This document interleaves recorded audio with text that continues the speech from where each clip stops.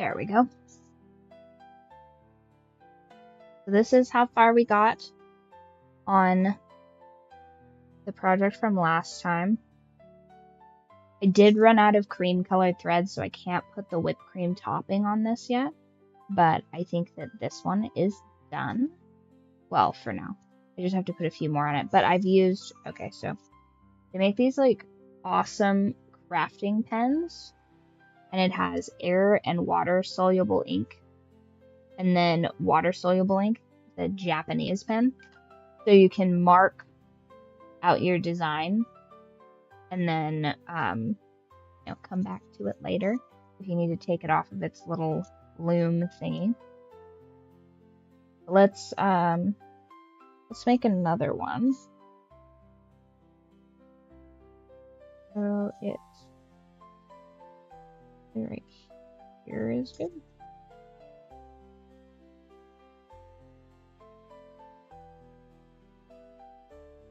Okay, so you put it on this little drum, basically. And then I like to flip it over just to make sure I have some, like, enough fabric, I guess. Here.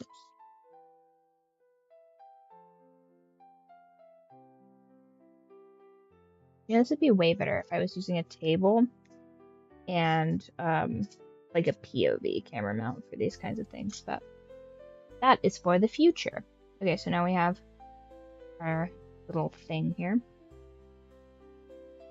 And because I can't really draw a straight line or double jump, as a lot of you have already figured out, I got this super cool crafting sticker stuff. And you basically just draw the design that you want and print it off onto this like sticky stuff. And then you can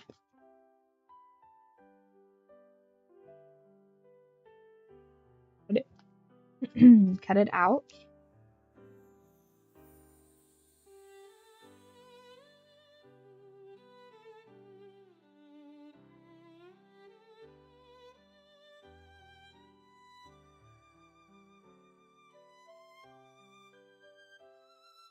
Okay, so now we have our little pie decal.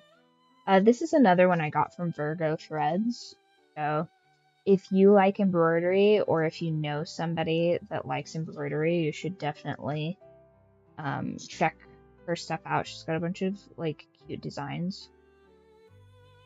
But really now, like, I mean, if you can draw like sort of pixel art type of stuff, you can just crush it at crafting, turns out.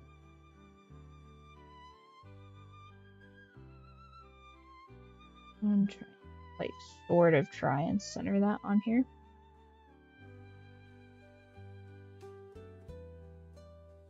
And now we have our pie base. Hello, hello. This one though, I am going to use this more golden thread instead of the other one, because I think I have more of this. And I feel like berry pies have, like, more egg wash than, like, pumpkin pies. I don't think you egg wash pumpkin pies.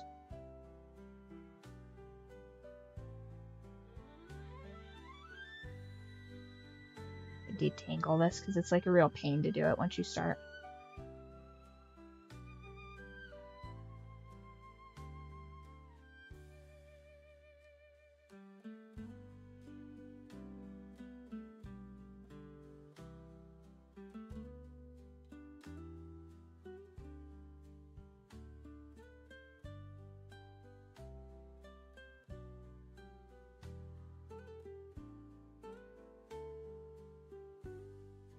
Oh, do I not have a needle in here? We do it at the very bottom. Oh, yeah, that one's not gonna work. Oh.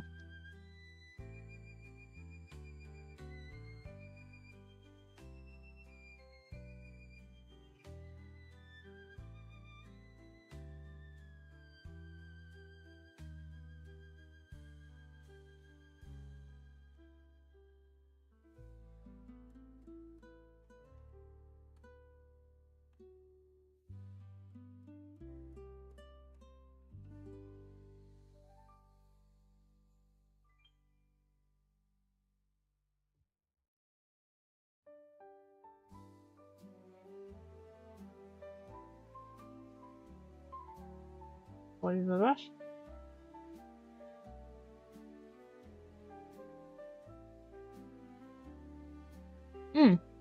Hello, hello.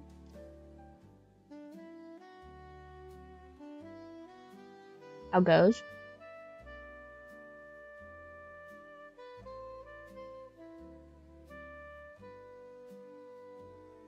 Need the threader for this. Too precise.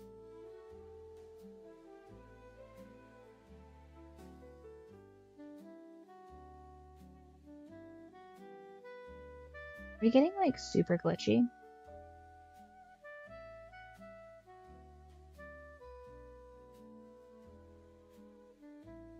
Do I have it set up for The Last of Us still?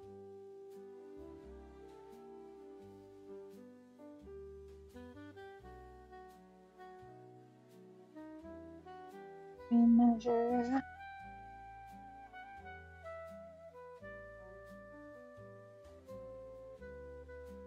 Ah, we're good, we're good.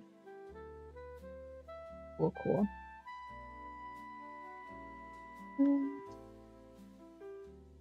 Yeah, guys, I can't believe we are like within reach. We're within reach of affiliate, which is crazy to me. I mean, who knew that we just needed to lock the fuck in, I guess. That's so crazy to me that I mean, basically in a week. We did it basically in a week, which is like nuts. I mean, we haven't fully done it. I don't want to count my chickens before they hatch, but like that's crazy, you guys. Cultists for the win.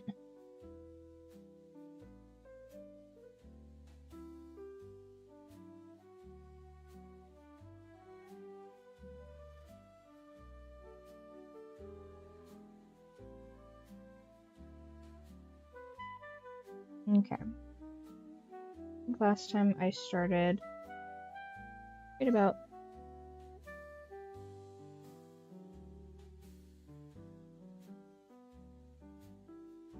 here, maybe?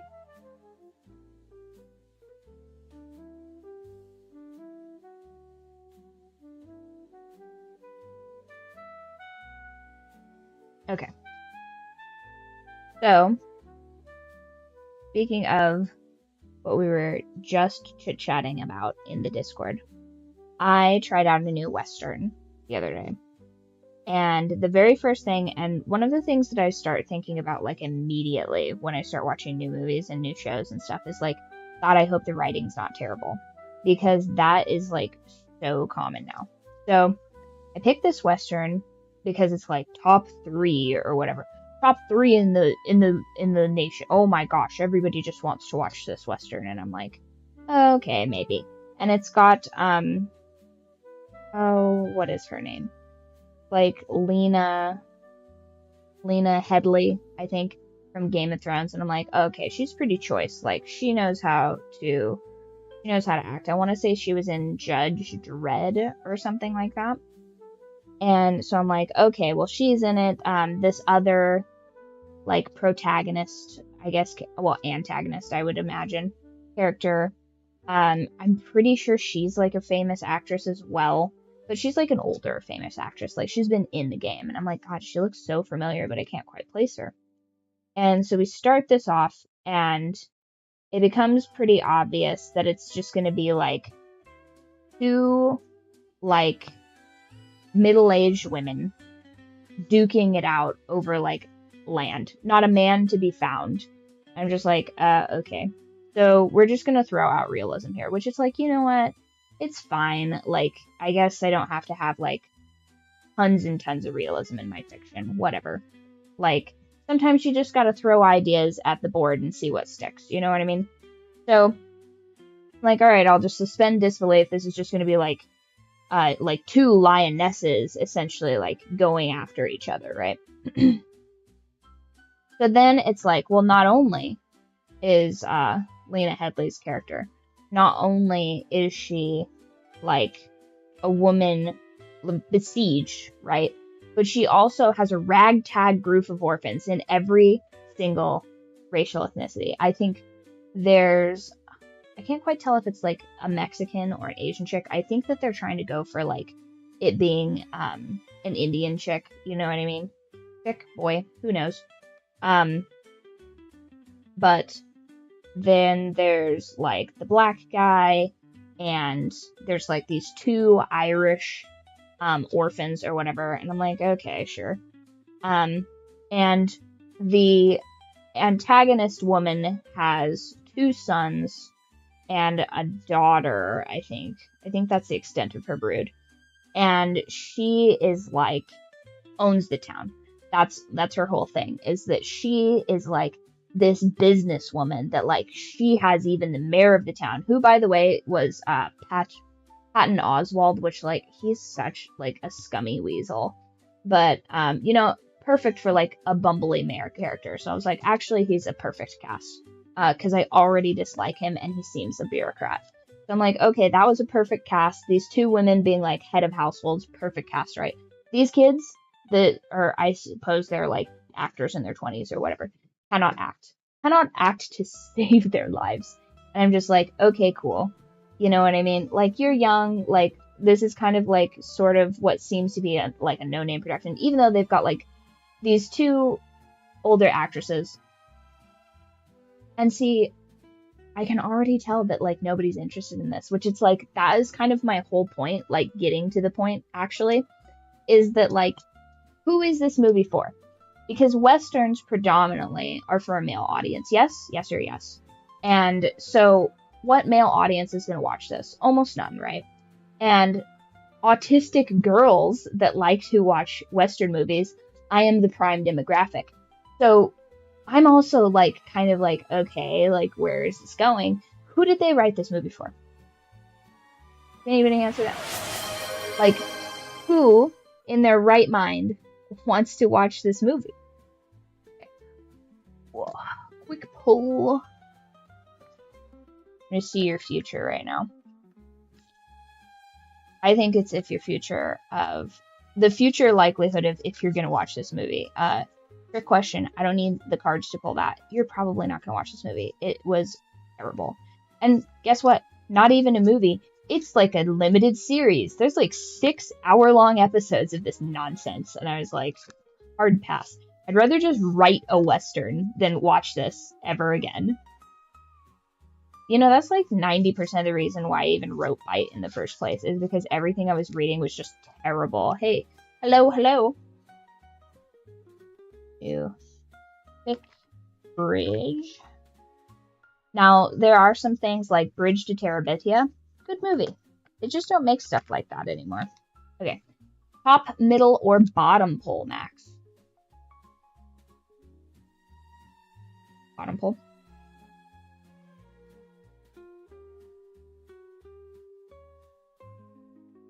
Okay, that's where it wants to be.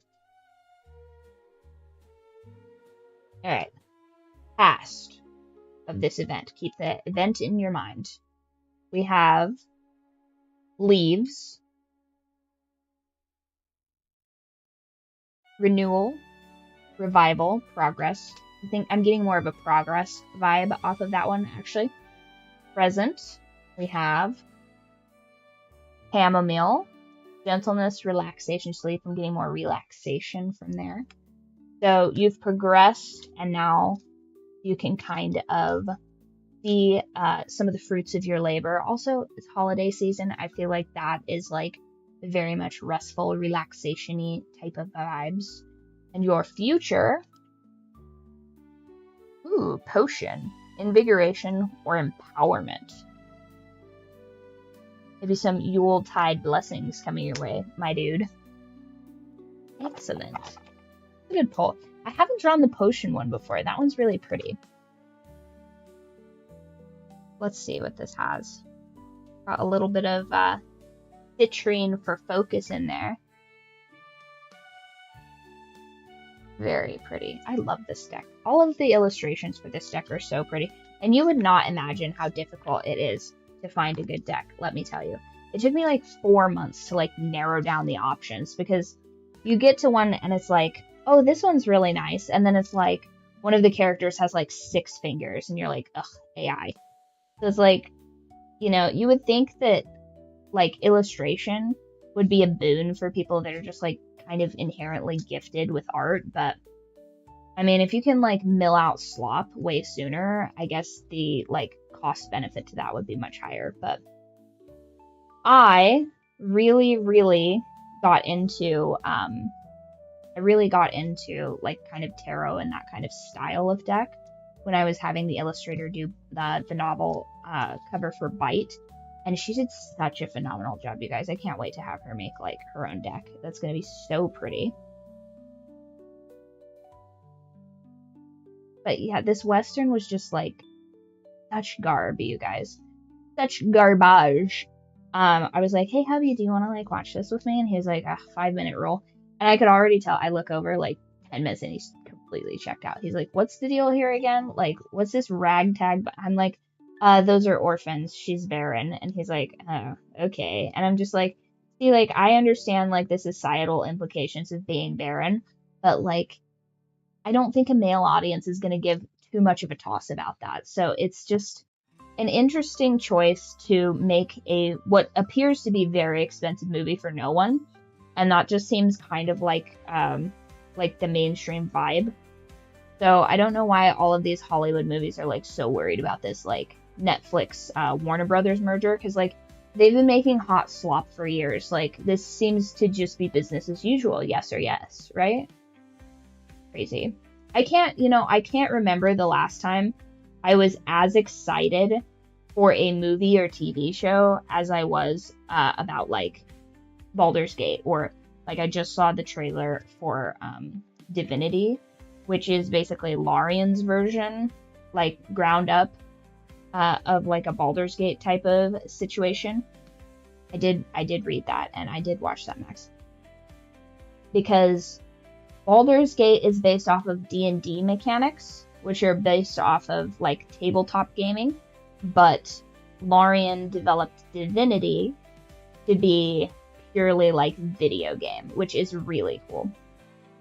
If you guys haven't seen the trailer for that, definitely recommend going and watching it. It does have some mature themes, but I figure if you're here, you're probably, an adult, and if you're not, get out of here. I don't want you here. If you are a minor, no thank you.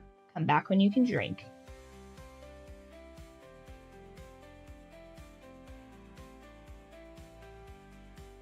This one's going way faster than the other one.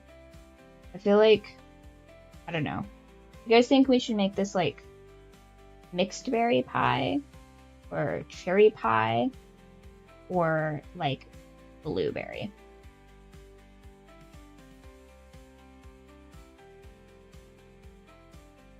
I think there's a way to do polls in the chat, but I don't know how to use that function just yet.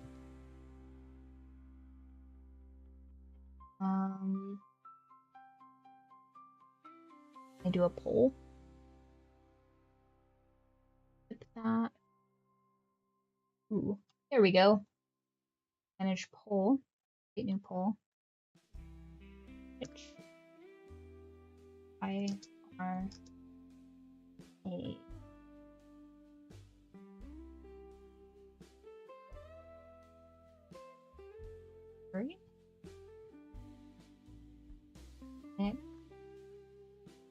berry or blue. Oh yeah, who are we kidnapping?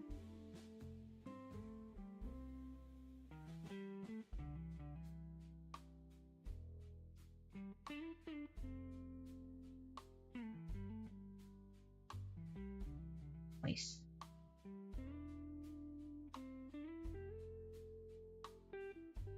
Actually, instead of duct tape, I guess depending on... Gosh, I'm weaving my own hair into this. This is accidentally turning into witchcraft. Whoops. Like 10 billion yards of it. Oh, domestic fun. Well, if that is the case, there is this, like, tape stuff that it only attaches to itself for less, like...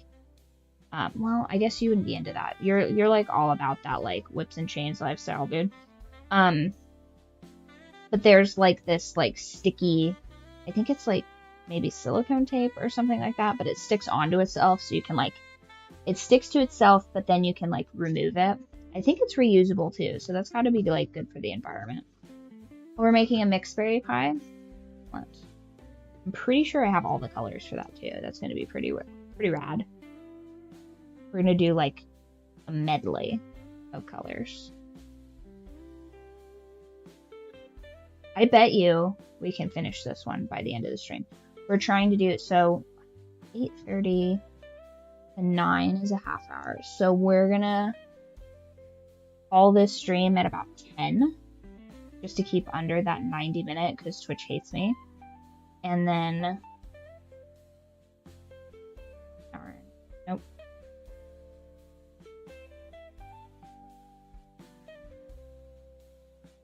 And phone free.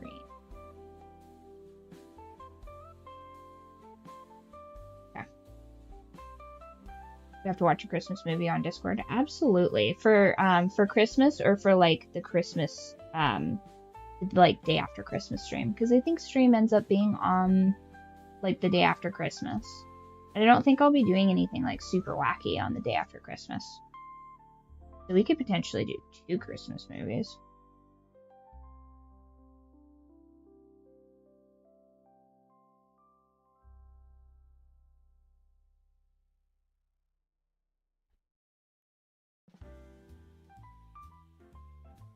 You know, a couple of my friends in Vegas, they watch all of the Leprechaun movies every Halloween.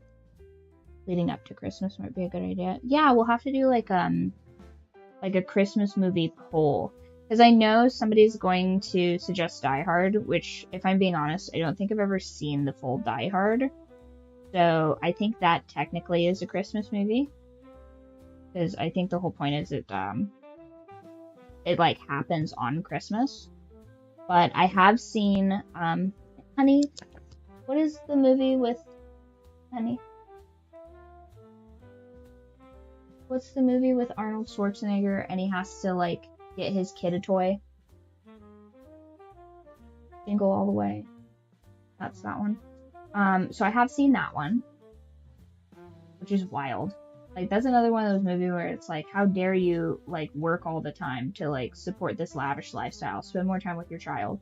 It's like, spend more time with my child. Like, where's this mother figure? Like, is she a stay-at-home mom? Because if she's a stay-at-home mom, cool. Like, it's sort of your job to schedule time with your spouse in that scenario. But if she's, like, also, like, a businessy woman, it's like, hot meat kettle. That's crazy. What's another one? Ooh, like the classic Grinch, like the classic Grinch where it's like animated. Love that movie. There's some other good. Frosty the Snowman. Probably dating myself with that one. I think I've seen Rudolph the Red-Nosed Reindeer. I can't remember if it's like the first one or the second one or something like that. There's also, isn't there like a Christmas Land Before Time too? Those ones are pretty old. Wait, what are all of the Christmas movies? Christmas Vacation. Christmas Vacation.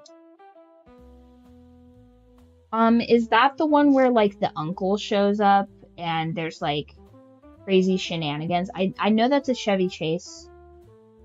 I know that's a Chevy Chase movie, but I can't remember which one. No, maybe I'm thinking of Uncle Buck. Am I thinking of Uncle Buck? Or is Christmas Vacation? Like they show up in like an RV or something like that, right?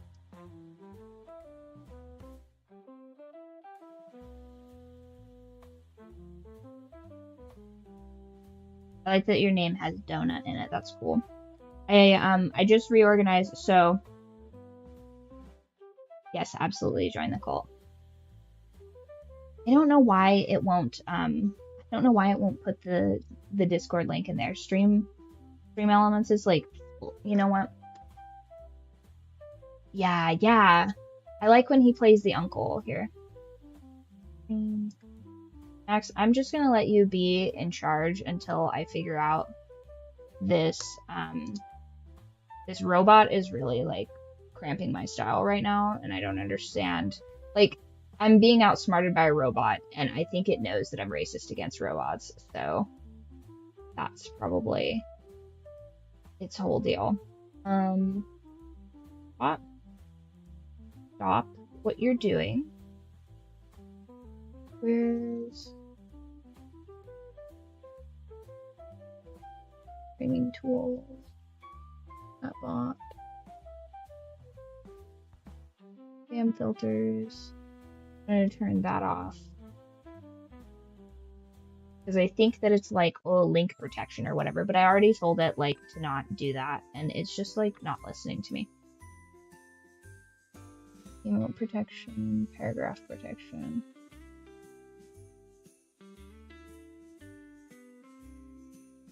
Special characters below letters. Yeah, probably that one I don't need.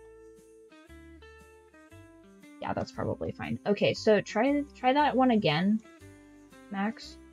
I think it should work now. And if not, I don't know what to do with that one. It should be stream elements is what it's telling me, but okay, so it's not stream elements. It's got to be Streamlabs then. But then like get out of here, Streamlabs. It's that silly little robot that's causing all these problems. Elements.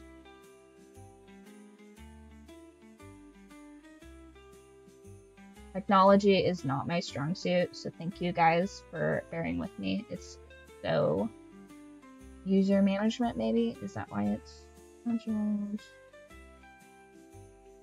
Under spam filter. Understand, that's turned off. Nightbot that posts links and stuff. Yeah, usually the Nightbot is what posts links, but I don't know. Ooh, hold on. That's a great idea. I think. If I can just figure out how to do this. Settings, maybe? And words. Nope. Yeah, I have the spam filters like totally turned off there, and it's just like still not doing what I want. Crazy. Maybe it's Streamlabs.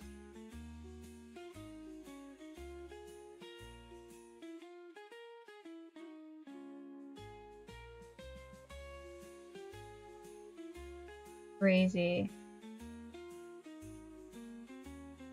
Yeah, I like the Nightbot, honestly. I was using Sapphire, and then I think I still technically have Sapphire going there.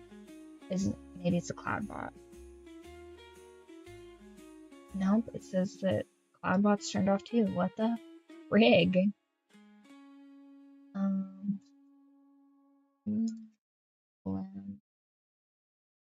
Is storing links in chat. Do I turn it off?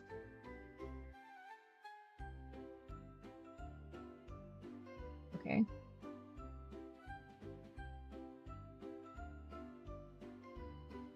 Oh, hello, hello.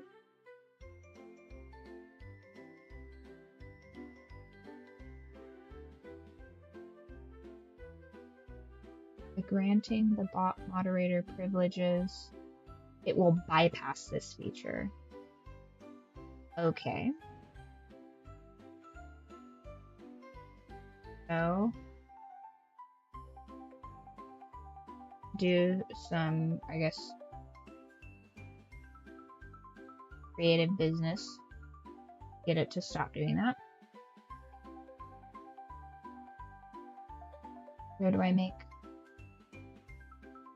things moderators? I knew how to do this though. Roles manager, there we go. Add new. Green.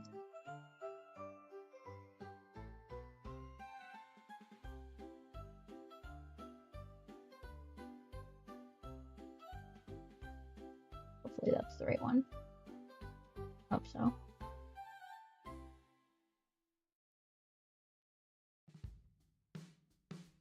Okay, I think that's the right one.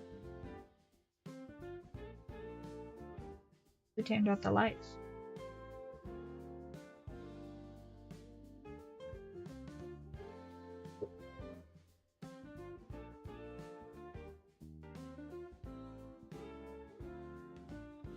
There we go. Now, that should fix that, I think. Let me try it. Okay, yes, we're doing mixed berry pie. Discord. Hey! Haha! We did it, gang. We did it.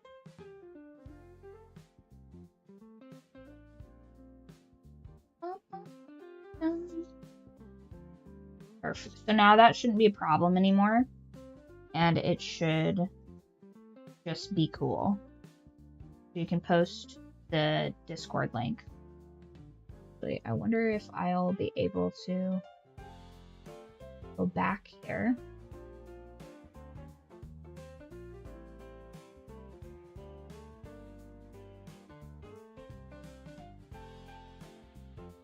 And that.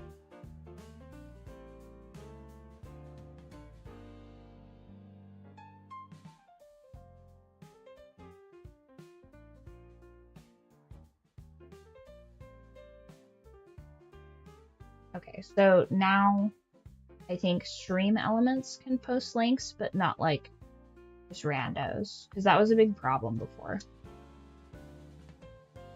Okay, yeah, that's fixed. Nice! Cool. I learned a thing. Heck yeah. Excellent. So yeah, back to Christmas movies. Yeah, I like a good Chevy Chase movie. I think that he is pretty funny. Although, I don't think it's Chevy Chase. Whoever's in the, like, Naked Gun series and stuff like that, that's not really my humor. My humor's, like, a bit dry.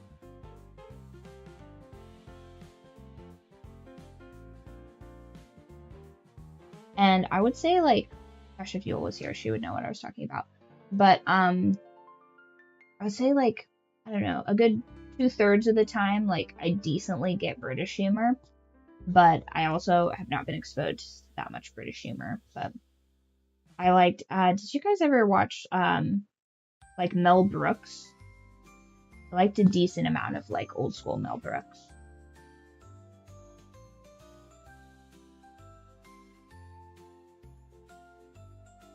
Actually makes a movie a good Christmas movie.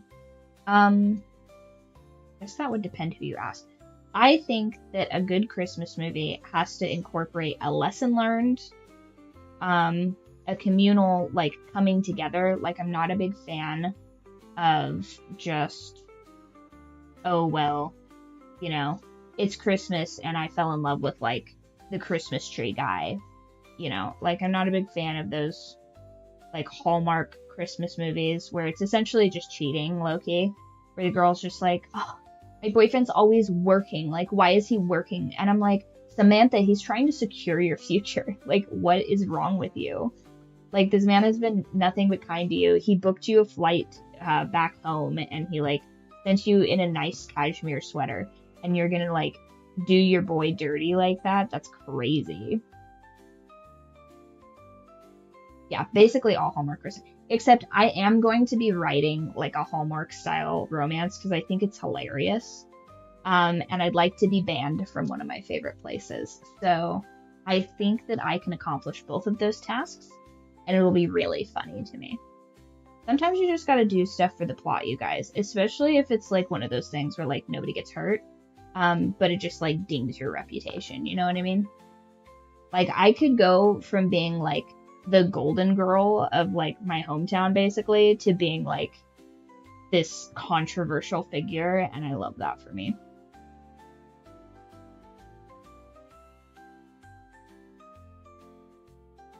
Okay, we've nearly completed, like, the basics of this. But I do want to, I don't know, I kind of want to read, like, a couple of, like, just, like, trashy romances, I guess. like from the 1980s of that ilk. Like I want to read like a trashy 1980s Christmas romance. I want to see what like all the aunties were on about. You know what I mean? Because there's got to be some allure. You know what I mean? Because I get the whole like cowboy. Oh, what would it have been? I think movie was it? I think it's oh, it'll come to me. It's a horse girl movie. I'm not like canonically a horse girl, but I guess I get it. So there's this movie that I had. Oh, thank you for the follow. Appreciate that. A good buddy cop movie. Yeah, I like a buddy cop movie as well. I also like a surprise twist where like there's a dirty cop that you didn't suspect. That's also pretty fun to me. What? Oh, what can I say here? Yeah, that's a good place to start. So, I want to say this movie is like, it starts off, these two girls have like snuck out for the night, and they're like riding horses, which I guess this like ties in a little bit to the Unamuse, or whatever, like the horse racing thing. The other guy is hilarious. Good buddy cop movie. Is that the one with Will Ferrell in it?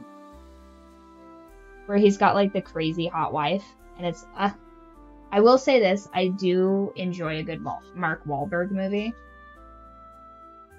His serious stuff, his funny stuff, like I don't know, there's something about Mark Wahlberg that I would say he's not in like my top favorite actors, but he's in like, if he's in a movie, I'd be like, yeah, okay. You know what I mean? There's these two girls, and they like sneak out to go horseback riding, and tragedy strikes. Very, very sad. And you lose, one of the girls is lost, and one of the horses is lost. Very, very sad, very tragic. Very weird that they would let children watch this movie. That's like a lot of very adult concepts for a child. But anyway, these two are done, and then the one girl is like, she has some sort of like handicap now, like not mental, like physical, just so you guys can kind of get a reference for that. And the mom, I guess she divorces the dad over it because like their marriage isn't strong enough to deal with this, which I guess I get. But like, this is a nice house this girl's in. Like, this is like creme de la creme, like private school level, like they have horses and like land, and it's decently rural, but like these people I think drive a Bentley or something like that, like that level of upper class. And the mom is like, I've tried everything, blah blah blah, like, you know, this girl is obsessed with the horse, but like her and the horse like can't be together or something like that. Define hardcore, because like, I mean, I did date a goth chick, so like I watched a decent amount of Rob Zombie, and she was really into the Hostel movies, which I suffered through. But I mean, I can watch it. If it's like too gore heavy, I'm not into it. I'm more into like psychological thrillers. But this girl and her horse are like having to do like therapy or whatever, and the mom takes her. I promise I'm getting to the point here, you guys. The mom takes her daughter to this like fancy, it's the Horse Whisperer. Jesus, the concept is in the name, Riley. Oh my God. Okay, so the mom takes the girl to this guy, and he like teaches the horse to not be scared anymore, and it teaches the horse to like essentially be like handy capable for this girl to like ride the horse again, to like get over her own fears and her own like trauma, and like do kind of physical therapy with the horse.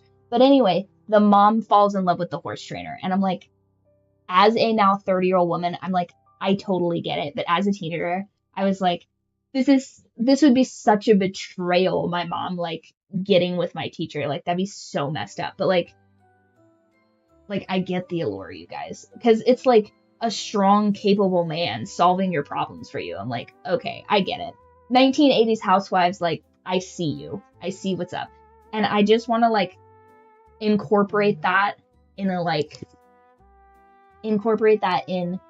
sort of like the level of nonsense that I feel like that would encapsulate in like a small little novel. I don't think it'd be a big novel because I don't think I can like handle writing 10,000 words of that, but I think it'll be good. I think it'll be pretty good. Like at least an easy 40,000 words. You know what I mean? Like probably somewhere into there. You know what I mean?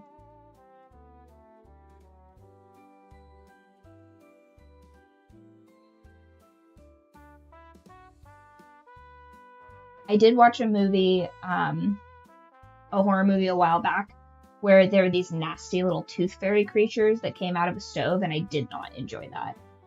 Because it was an empty theater, and the entire time in the theater, I just had my knees up to my chest because I was like, no way am I leaving my ankles exposed. What if they're in here?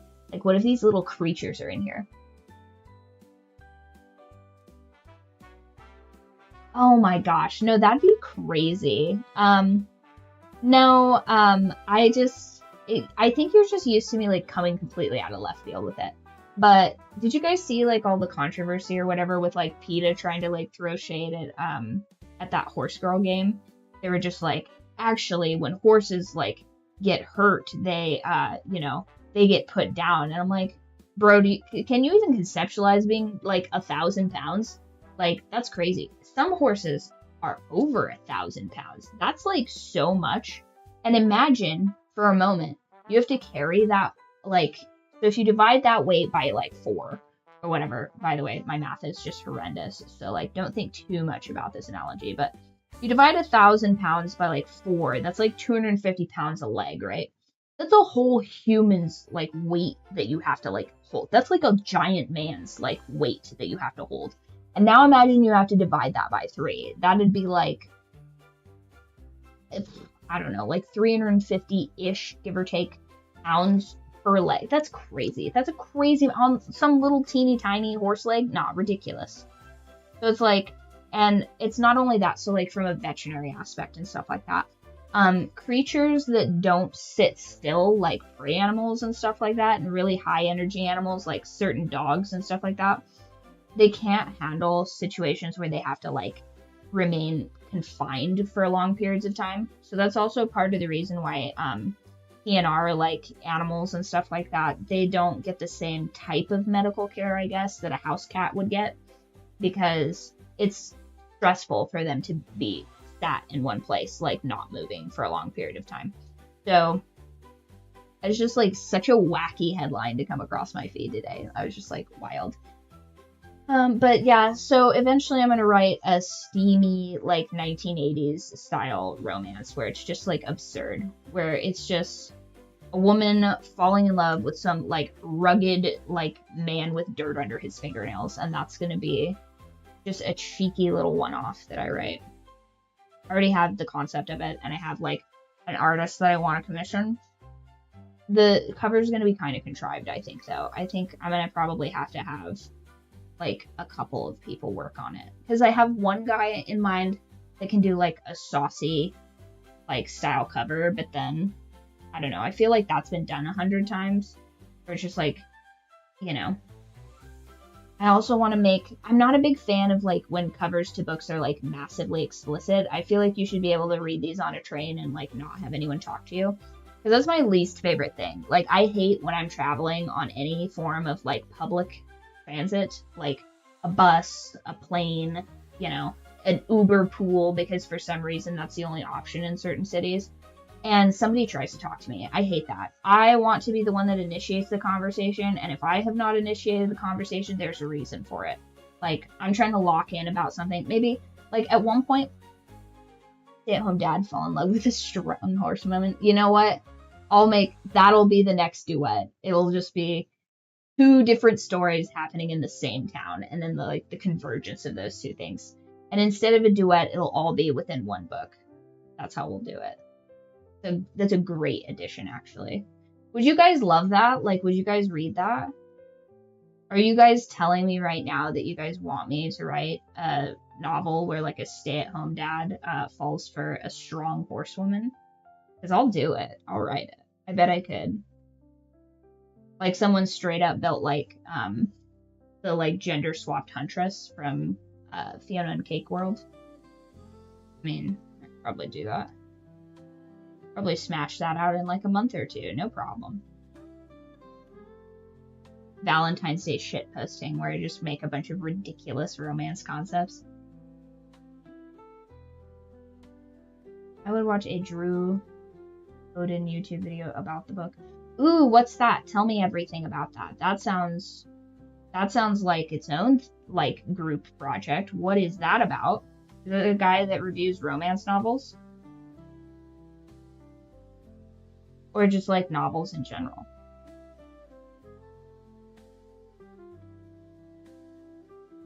Video cheesy Hallmark movies. Okay. Nice.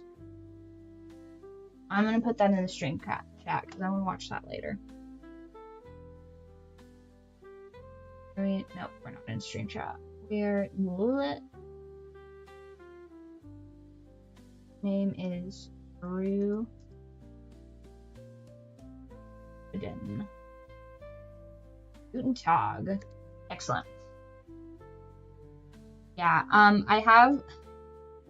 gonna be honest, I really like the MTV style, like Hallmark movies, basically. Like, what was the one I watched? The one I watched most recently is this. I want to say it's something about hair, or what have you. Maybe. I think I'm getting them confused. But this girl is dating this guy, and then she ends up dating this like rough around the edges guy instead, and then they have a miscommunication or something like that, and then she ends up dating this like rich dude, because I guess the other guy has like commitment issues or something like that, and he also has a son, which is crazy. But I love a good, I mean, I kind of hate watch it low-key, like this whole like girl boss situation, and I'm like, you know, it wouldn't be so hard to find love if you weren't like in this like massively male dominated career that you're in, because all of these people, like, if you want to be treated as equal, these people are going to view you as a rival or like low-key kind of a slam piece.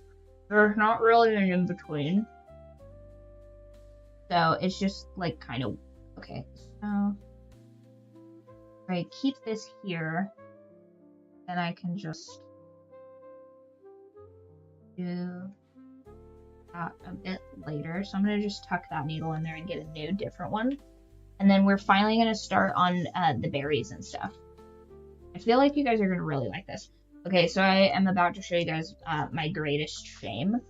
So originally I got this pattern right from the Virgo Threads lady, and it makes little lattice top pies. And so I was like, how hard could that be? I do all kinds of stuff all the time. So I scaled it up by 4 times. And I've had this project, or I'm not even joking you, 4 years. Because invariably I'll like get to a certain, now obviously the crust I had done in like a week, like no big deal. Like the crust was easy peasy. But these take for freaking ever to do at this size. And I didn't take into account like what I should have done. Yeah, right now it kind of looks like a cookie, but I'm telling you, like, trust the process. This will be so gorgeous when it's finished, if I could just finish it. But what I should have done is gotten like a purplish red fabric paint, and then painted this, and then had these be like accents. But we're far too gone through the process for that.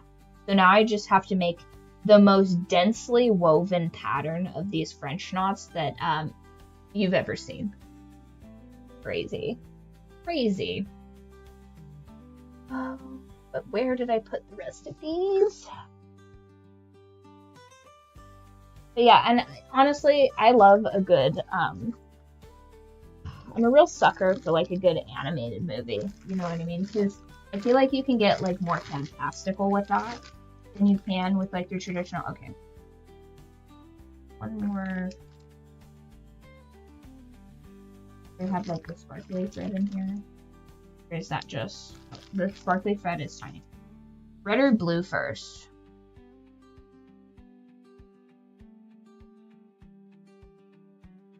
These would be like so pretty on like a light giant woven tapestry. These are so pretty. Blue.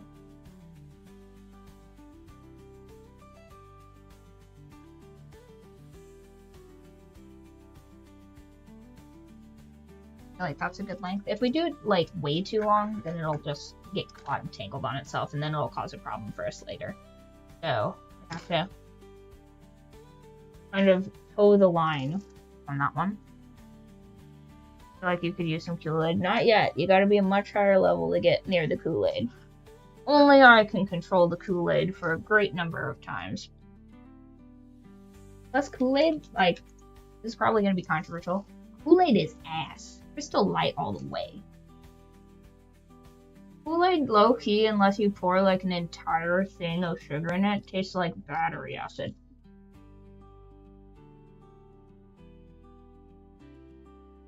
Lucky. So lucky. That's the best part. You guys are nuts. When I was younger, we only used Kool-Aid to make those. Did you guys ever... Oh, thank you. I appreciate that. Right? Like, Crystal Light is so much better. It's crazy.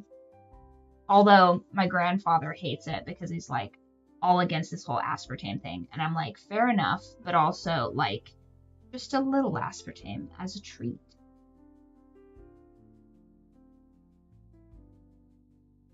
But, yeah, so did you guys ever get those, like, Kool-Aid would have these things where it's like, if you had enough Kool-Aid, if you like cut out the little whatever, they would send you a thing to make this weird squishy ball.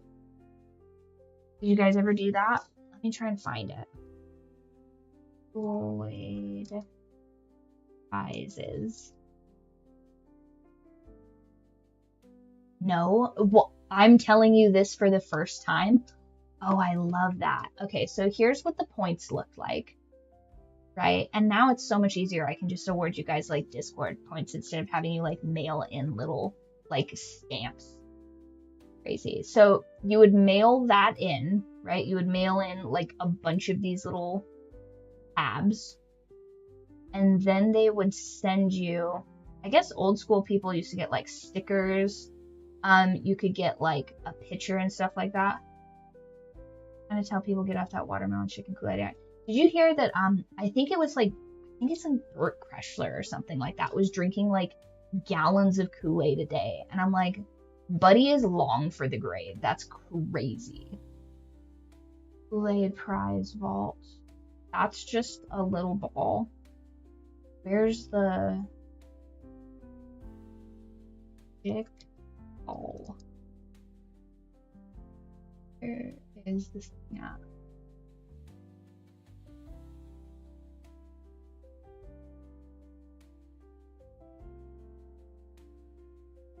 Oh, they make D20s. Make a Kool-Aid style D20. Epoxy. Oh. Nope.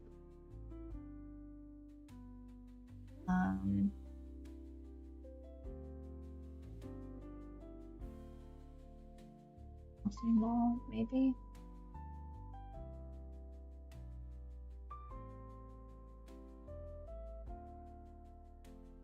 I want to say that you like it sent in and then you made like a ball that you could bounce around. I think it's like a DIY situation.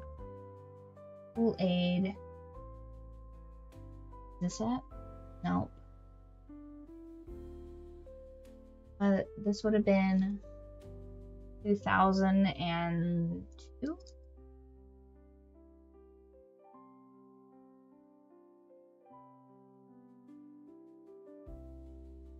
Oh yeah, heck yeah. Found it. Oh man, you guys. I thought this was gonna be like the scented I thought this was gonna be like the scented bookmark things where I just look like a psycho, but I have evidence. So you would get all of these little you would get all of these weird little stamps, and then you would mail it in, and they would mail you this nonsense, right? And I think I just like maxed Magic Powerball. I was like, nope, that's all I want. They're like, are you sure you don't want like a yo-yo or something? I'm like, nope, don't want that. I don't want literally anything else in here other than that sweet, sweet magic ball. They were like, okay, crazy, but whatever. And so I had like 6 of these things, and I was just like, I think maybe I was trying to like learn how to juggle or something. I don't know. It was a wacky time. Okay, so pull this through, right? And then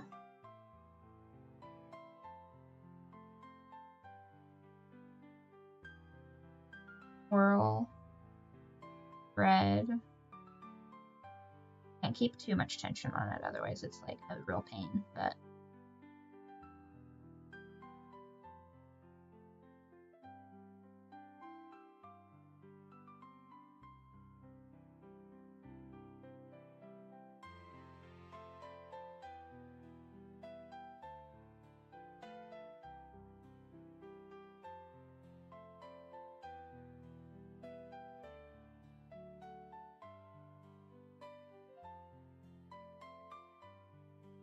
that did not turn out fine.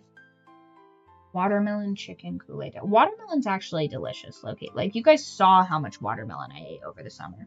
It was like an absurd amount of watermelon. And I'll do it again, honestly. I am gonna eat such a crazy amount of watermelon. You have no idea. Because if you can grow it, like if you've got the right climate for it, highly recommend. It's so good for you. It I want to say it gives you like natural magnesium, hydrates you. Bro, come on. Really? You're gonna get caught like the moment that I... Oh man. Yeah, this is... Oh.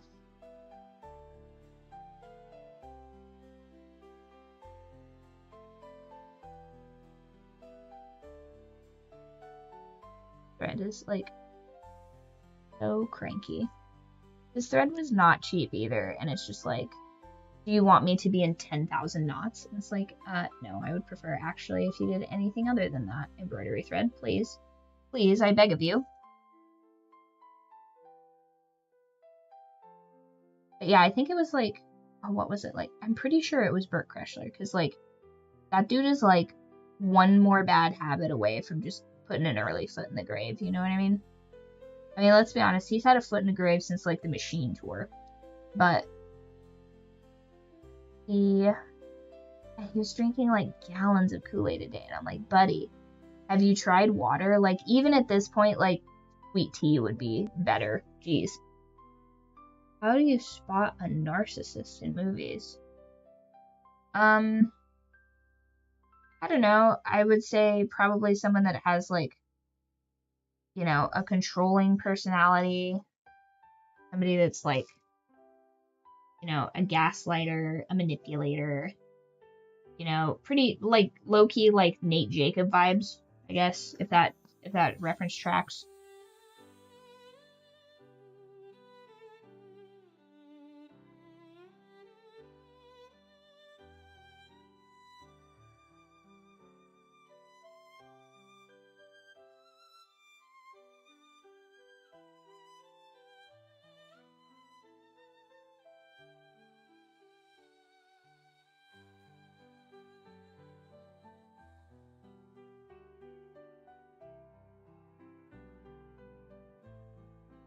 There we go. That one turned out way better. And now it's like a little berry. Isn't that cute? So much nicer. And I'm just gonna like intermix. Yeah, we're gonna mix the colors, you guys. I know, you're shocked. But that's how you make a mixed berry pie. Which, by the way, I'm pretty sure I sold out of mixed berry pies today. It was pretty awesome, but strawberry rhubarb was the most popular. And I would love to figure out how to make a strawberry rhubarb in this, but I feel like I'd have to do some like fancy thread work or something. What are we making? Waffles? Well, Coral has been getting spoiled lately because I made eggs Benedict the other day. And so she's been getting little bits of ham. And I really try to reduce the amount of nonsense that she eats, because she will eat nonsense every single day if I allow her to. So, I have stuff for waffles, honestly. What day is today? Saturday? Sunday? Probably Monday I'll make some waffles. You know, chicken and waffles would be actually pretty dope. Ooh. Fuck, we might make waffles tonight. Because I finally, if y'all fuck with Costco, there is, just bare chicken. I feel like I told you guys about this last time I went there because I like lost my mind. Because I've been waiting for months. I'm telling you, months. Like, I stalk the aisles like Chris Hansen trying to catch a predator, and I'm like, where are these chicken nuggets? You know what I mean? I mean, I guess they're not nuggets, they're strips. But they're so delicious. It's like the perfect amount of spicy, like I can handle it. But if you pair that with like a nice like buttermilk ranch, it's so good. I still haven't been getting enough protein in my diet. I've been like kind of like falling off on the diet, if I'm being honest. I needed to be getting these winter gains, and instead I've just been partying, being naughty, playing The Last of Us. So, also very, very sorry to everybody that was watching The Last of Us stream thinking that we were on part 2 and we were going to be done with all the Abby nonsense much sooner than we were. So sorry I can't read a map, you guys. My bad. I really legitimately thought that we were on the end of part 3, but we're all done with her now. Bad lady can't hurt us anymore. So, be good. Oh, this is the back of this. Nobody look at the back of this because it's going to be ridiculous. It's going to be ridiculous. But I feel like we can get, I don't know, maybe I want to say a half, but I bet we could get a quarter of this done. Max, how do you make chicken and waffles? I feel like you would know how to do that. Okay, wait, how dare she have a contest? Yeah, somebody was telling me that she, like, gets to have a little, like, revenge arc or whatever, and I'm not even sure that if they were just playing with my feelings or not, but, like, I'm low-key worried about it. Like, and again, all this time to try and get me to, like, be on her side, and I'm just like, no, that's a straight-up op right there. Like, I don't, like, you couldn't make me empathize with her, I don't think. Like, I really don't think it's possible to be like, oh, Abby's actually low-key pretty awesome. Right.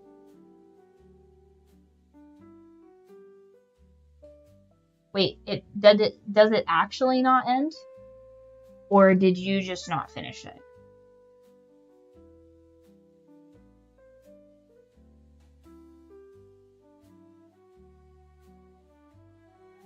You finished it? Oh, okay. So, like, it's a cliffhanger? Is that what you're telling me right now? Like, did they leave it open for, like, a part 3? Because I know that there's 3 seasons. But, like, ugh. Like, I gotta be honest, and I know I'm probably gonna catch some heat for saying this, but I did not like Bella Ramsey getting cast. You know what I mean? I just don't feel like she's right for that role. And correct me if I'm wrong, but I bet you that they didn't race swap Dina's character. I bet she's still firmly a Jewish woman, but I bet you a handful of other people absolutely got race swapped. Oh, okay. TV shows. Okay. That's not too bad, I guess. I want to say Pedro Pascal is, like, barely fine to be cast in that role. I feel like everybody's just kind of got a little bit too much Pedro Pascal, but fine. He's pretty close. You know what I mean? I would have preferred, like, a real, like Southern man. Like, a real, like, I don't know. I saw something the other day, which I'll have to put in the group chat, like a 1980s AI version of The Last of Us, and I'm like, yeah, this is peak. Like, why couldn't they have just done this? Why does everybody have to reimagine everything? Like, I kind of just want a shot-for-shot remake of a movie. You know what I mean? I don't want that in the video game. Like, I don't need redundancy in my, you know, in my entertainment. But, like, what are we doing? You know what I mean?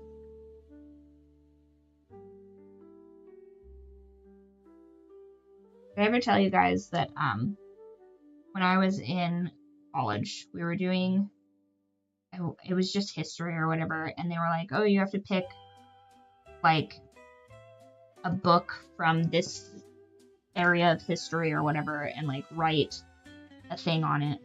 And I did try, guys. I really did try. And there was not a single book to be found in the tri-state area of Dante's Inferno. And so I was like, well, I have to write this. Like, there was not really, like, Wikipedia back then. I couldn't just, like, Cliff Notes it or whatever. So my friend was like, hey, I have the game. And I bet you guys can see where I went with this. Yes, I played through the entirety of Dante's Inferno like a mad woman. And then I wrote my paper based off of that because I was like, surely this is pretty close. And then my teacher was like, did you just write this based off of the video game? And he's like, I mean, don't do that, but you did get pretty close. I got a B+. I was so proud of myself. But I was like, literally, the forces are trying to work against me right now because I did try and do this, like, assignment legitimately. And at every opportunity, I'm, like, calling bookstores. I'm like, do you have this book? And they're like, no. I'm calling up, like, people that I used to be in school. I'm like, do you have this book? And they're like, why would I have Dante's Inferno? And I think the only ones that I could actually find, like, the ones that were available for purchase were in, like, full Italian. Like, I can't read Italian. Nice. See, like, here's the thing. As long as it's marketed as a shot-for-shot, like, first of all, they did a shot-for-shot remake of The Lion King, and that was fine, right? So, like, they'll throw all of this effort towards something like that, which is like, did we ask for a shot-for-shot remake of The Lion King, or did these theater kids just need, like, a summer project? You know what I mean? Like, I think a lot of these actors just want to, like, do theater, and they're like, I want to be a lion this summer, and then, like, that's how we end up with these movies. It has to be, right? Like, there's no way that they're all just, like, all of a sudden deciding that this is what we need in our lives. Like, who could have possibly asked for that movie?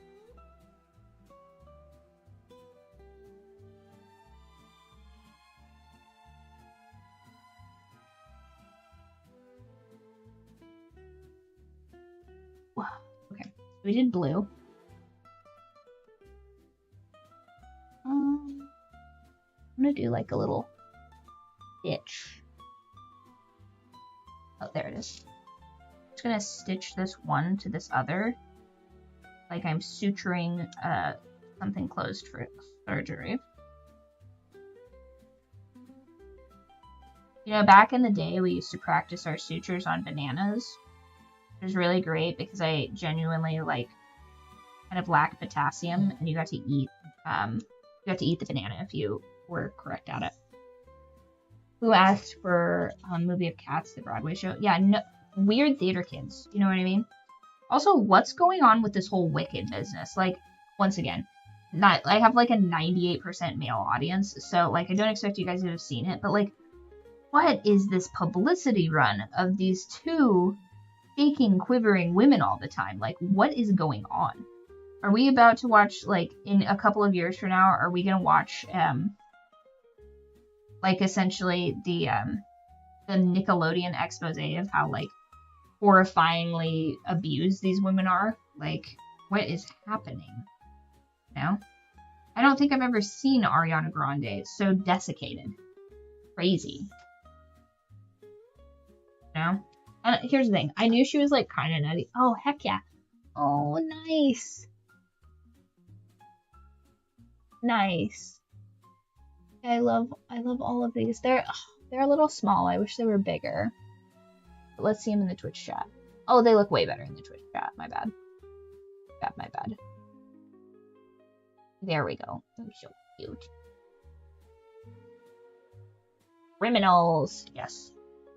My squirrel as a crime lord is my absolute favorite emote. Like, I tip that lady fat on that too. Which, by the way, I guess I have to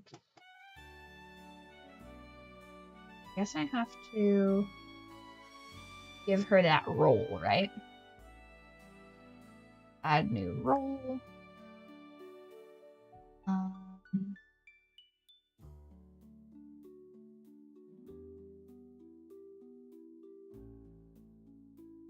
Now you can give artists in your community. Oh, artists in your community. If she doesn't have a Twitch, I can't add her. I'll have to ask her that tomorrow.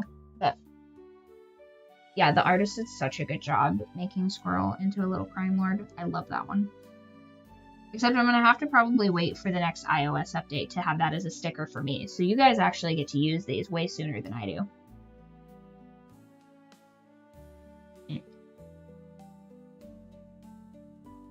You're just going to thread for me.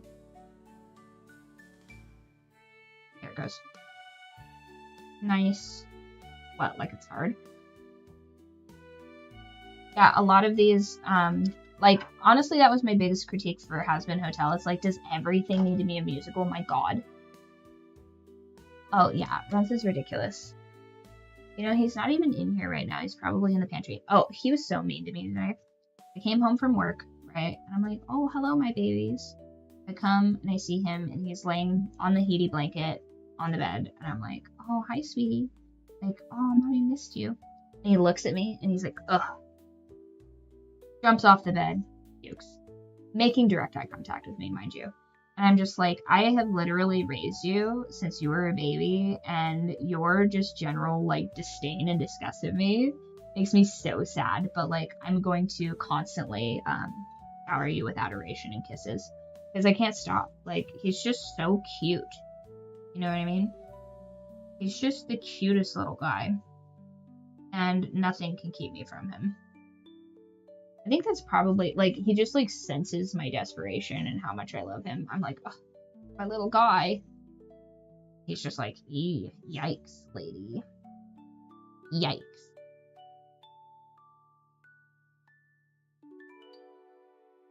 I'm like his, like, far too attentive helicopter parent.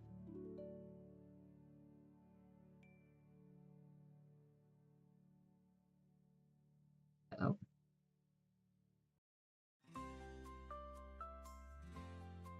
He's gonna be such a cute ornament, you guys.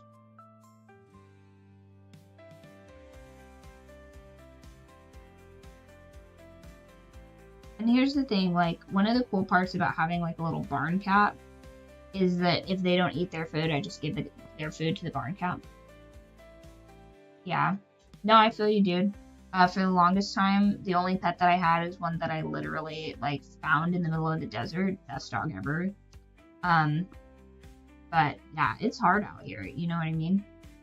I feel like a lot of that could be mitigated if, probably ranted about this like 100 billion times on here, but if they made spay and neuters, like, free, not low cost, free, because then you could just dump them off and get them fixed. Like, if you found, like, an animal on the side of the road, you could just take it in and get it fixed, and then no problem.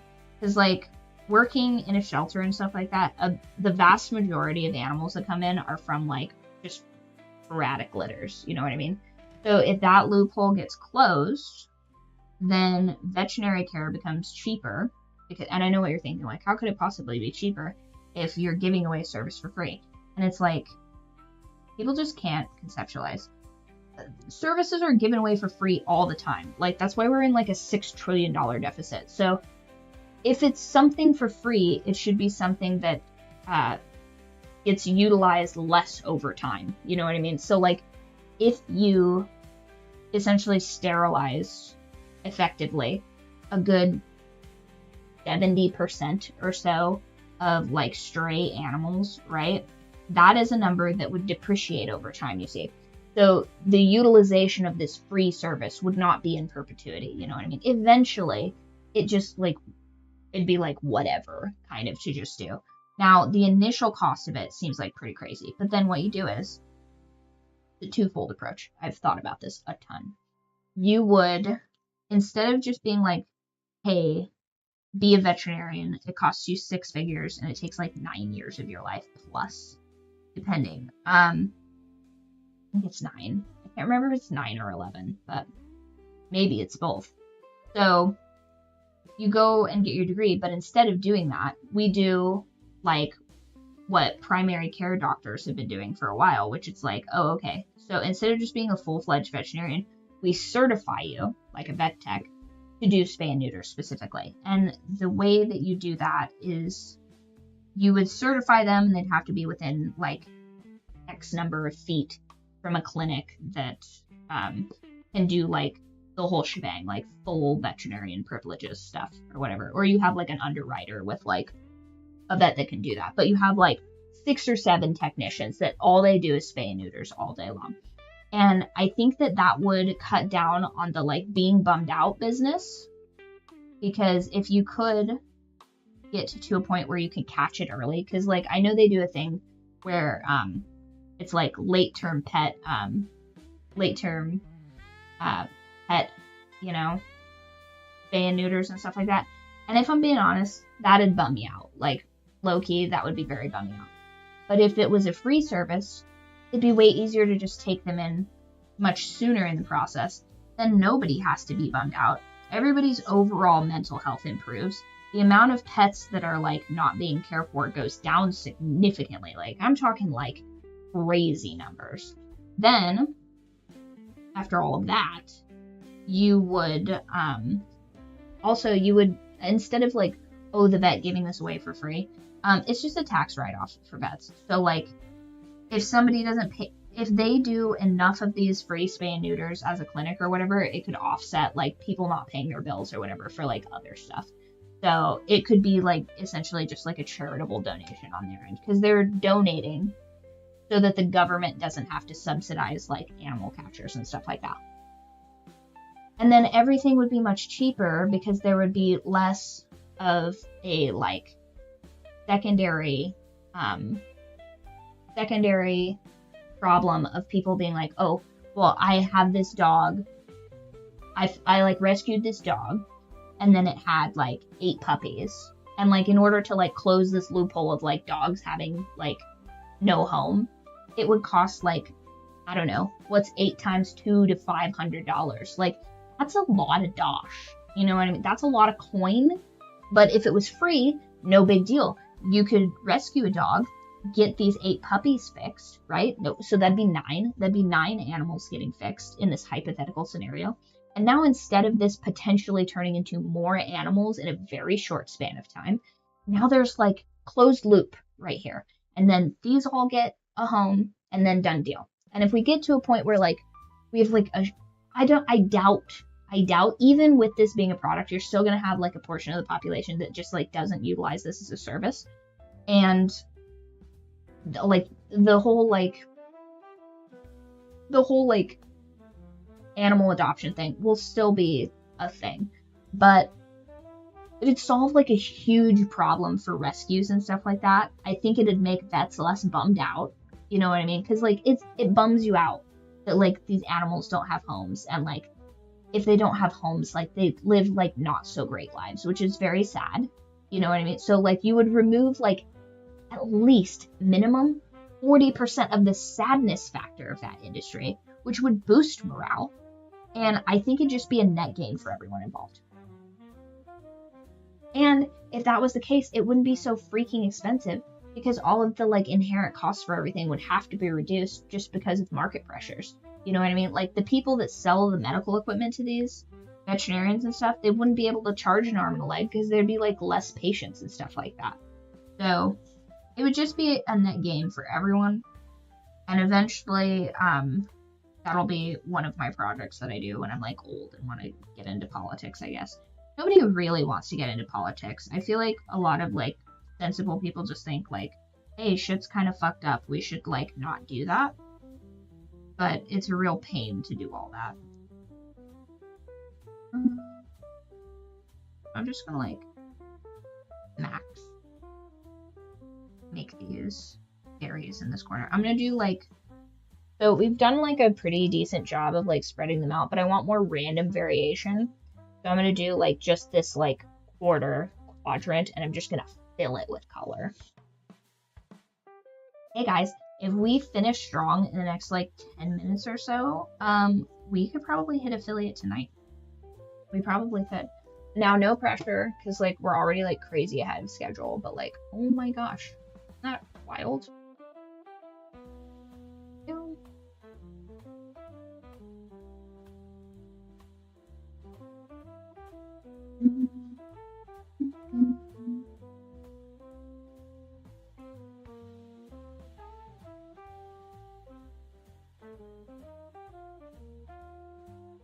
Also, once we hit affiliate, I'm going to do another poll within the Discord group, which, by the way, if you haven't joined the Discord group yet, highly recommend it.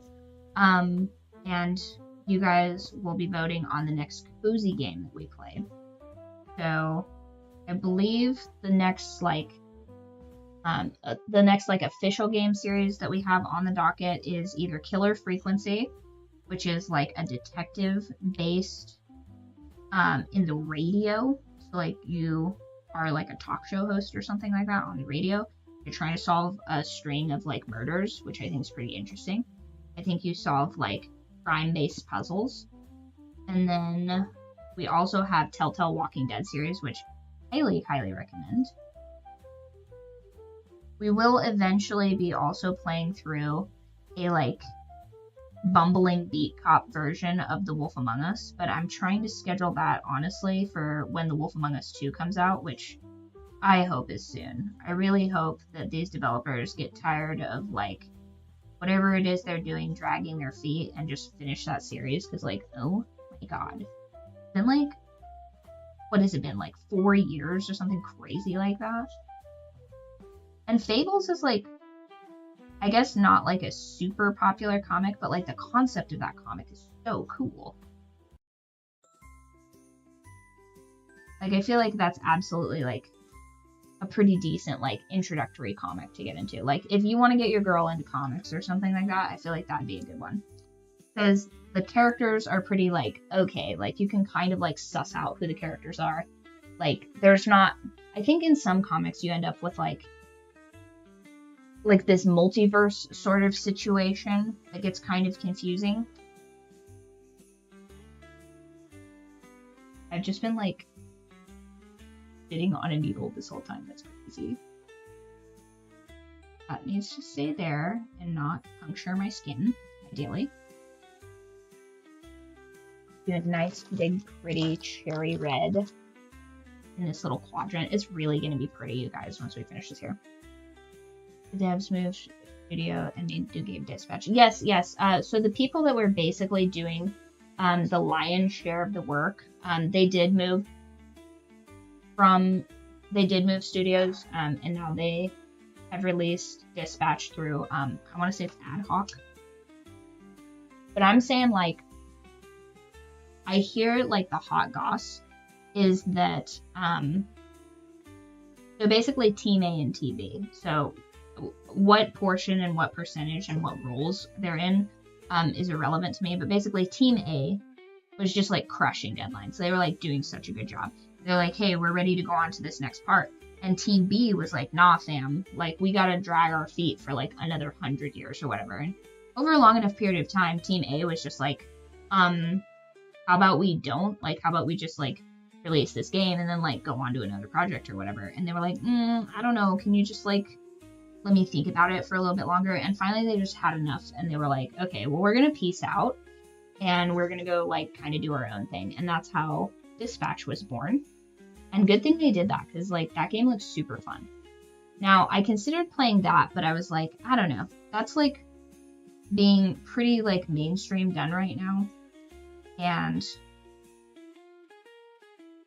like, well, as much as I want to play a game that's on trend, it's just like, nah, I feel like it's just gonna get better, like, over time, you know what I mean?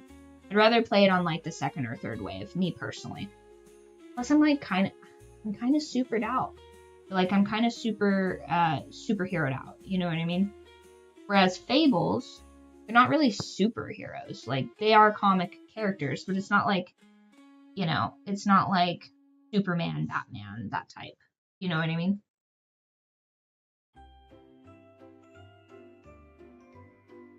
Like, it adds a little bit more depth, I think, for it to be fables rather than, like, soups. You know what I mean? And as someone who is, like, very much a type A person, like, I totally get having your hands tied by, like, a team that, like, does not value speed or efficiency. It's, like, a fate worse than death. I say waiting until, like, the very last minute to do, like, Christmas decorating. But I don't, like, play about my work, you know what I mean? Like, sometimes creative projects just, like, take a little while, but, like, the raw, like, I'm pretty sure they were already to, like, they were done with the writing and they were just, like, finishing it up. So it's like, how are you going to get to, like, that point in the work and then just, like, dig your heels in? It's crazy to me. I feel like they probably just, like, this is my, like, you know, back-end thoughts, but I feel like they, like, spent a lot of the developer money and they just didn't want to tell anybody. So they were keeping people from completing tasks so they didn't have to, like, say, oh yeah, by the way, I spent this on, like, you know, rippers and blow. You know what I mean? Now that's just my theory. That is an unconfirmed rumor I'm starting, is that they misappropriated funds. We don't know that for certain. I have zero evidence to back that up. That's just my personal theory. Because I feel like that's what happens in a lot of things where people give you money up front for things and then it doesn't get completed. I feel like that's, like, usually what happens, is they just, like, spend all the money and then they're just like, oh yeah, like, we're just delayed or whatever. And it's like, I feel like 9 times out of 10 they just, like, spent the startup capital and they're just like, oh shit, hope nobody knows. Hope nobody finds out what I did. That's just what I think happened.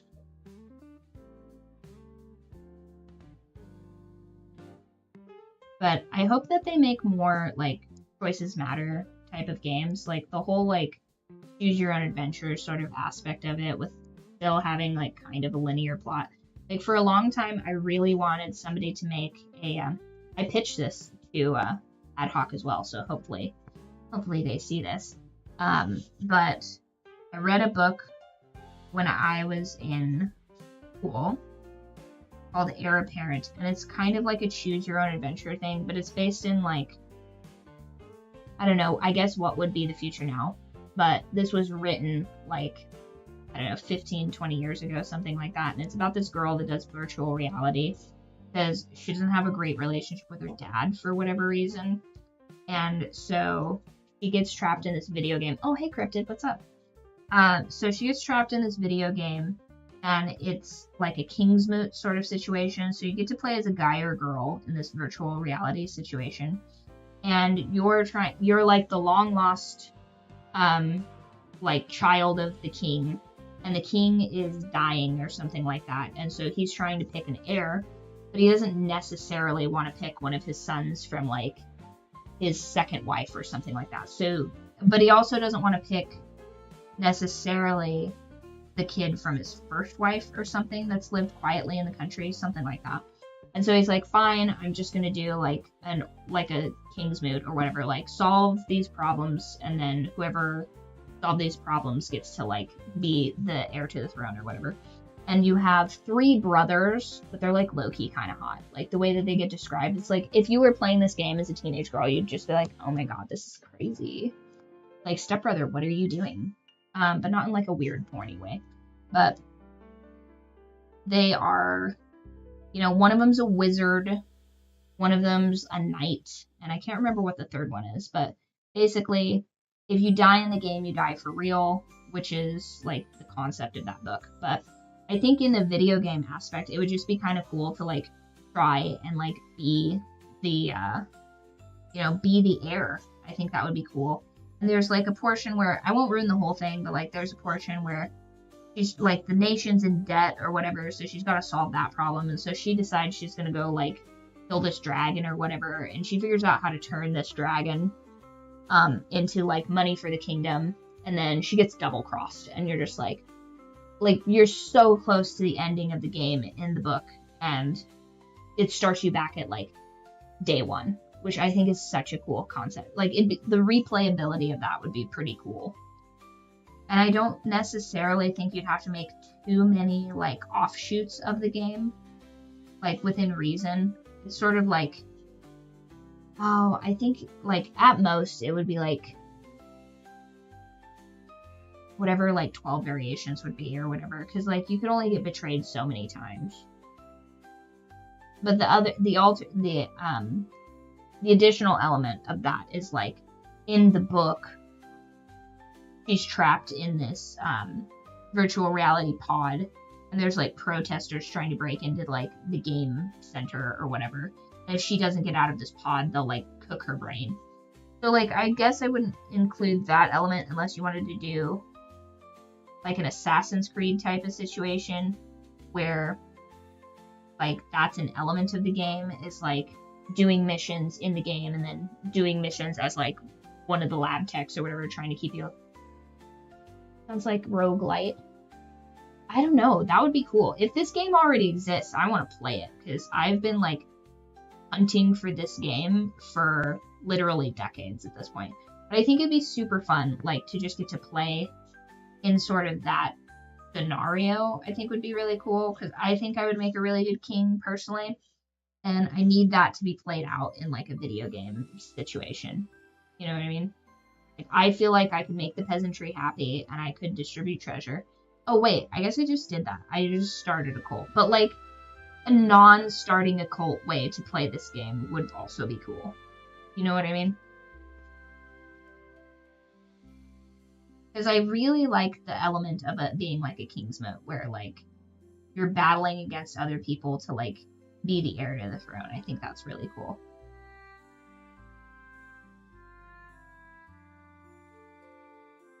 Just like down to the very last little bit of the string.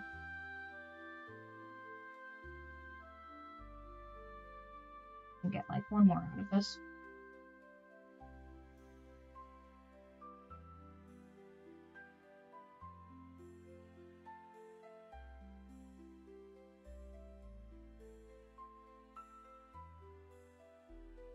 Hades is a game where you die over and over, but you get stronger and can. That would be cool. That'd be way cool.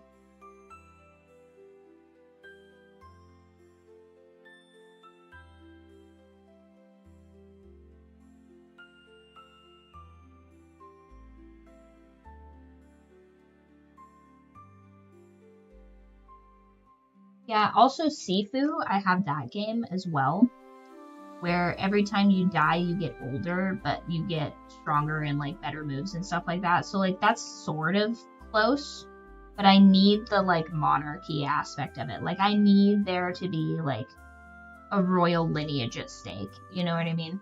I feel like that's like the part that I'm missing out of it. We're gonna go just a little teensy bit past 90-minute mark. We're close to the average.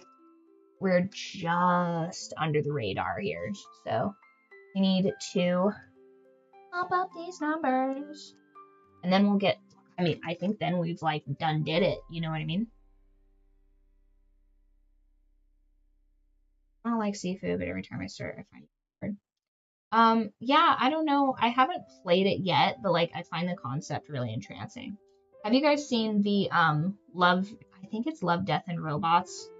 That does the, or no, I think it's Secret Level actually, which is, I think, a sub-genre or whatever of Love, Death, and Robots, but they did a version of Sifu. They do a couple of different video games, and it's like, one of them was Sifu, another one was Pac-Man.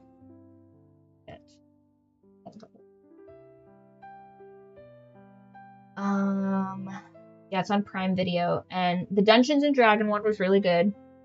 Sifu was good. I don't think I watched the New World one.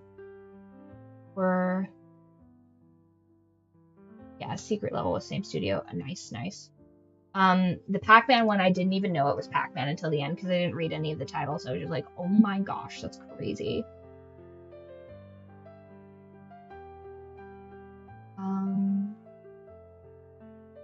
Outer Worlds.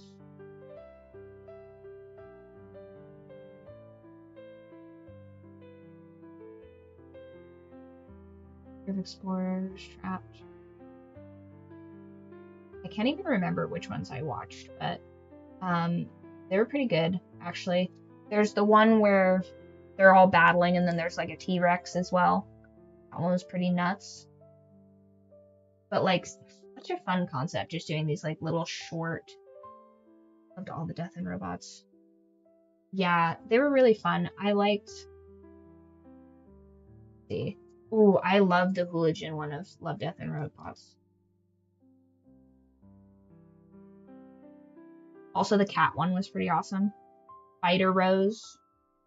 So, let's start at season 1. So, season 1, Sunny's Edge was really good. Three Robots was cute, but it wasn't my favorite.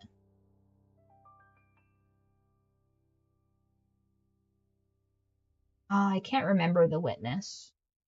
So that must not have been one of my favorites. Good Hunting. Good Hunting is probably one of my all-time favorites of those. The Shapeshifter ones was pretty cool. Max, I feel like you'd like that one. That one's got werewolves in it. Then the Fish Night one was pretty trippy. That gave me like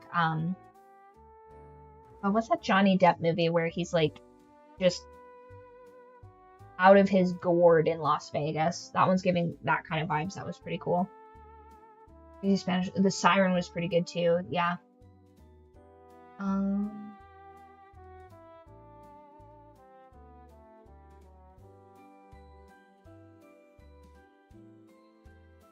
The Secret War was crazy, I think. I think that's the one where it's like like some insane vampire thing or whatever. Brothers.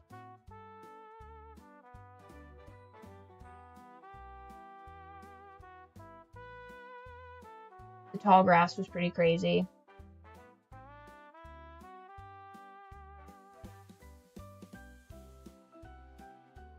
I don't think I liked the Drowned Giant one. That one was a little bit too surreal for me. Bad Traveling, the one with the crab, that one was good. Night of the Mini Den was kind of crazy. Not my favorite, but like an interesting concept. The Swarm was pretty good. In Vaulted Halls, Entombed was pretty great. And then season 4. Look up Oats Studio. Oh, nice. Dude. Oats. Dude.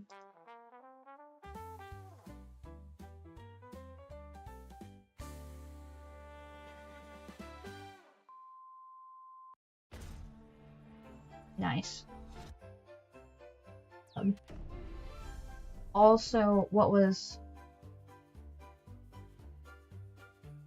I didn't like the 400 Boys one. That one was pretty... That one was not my jam. I watched the whole thing and I was like, nah, this is just not my thing. Screaming the Tyrannosaur was pretty good. How Zeke Got Religion is crazy. That's the one I was thinking of with the insane like vampire thing. That one was good. I also like is it on YouTube? King.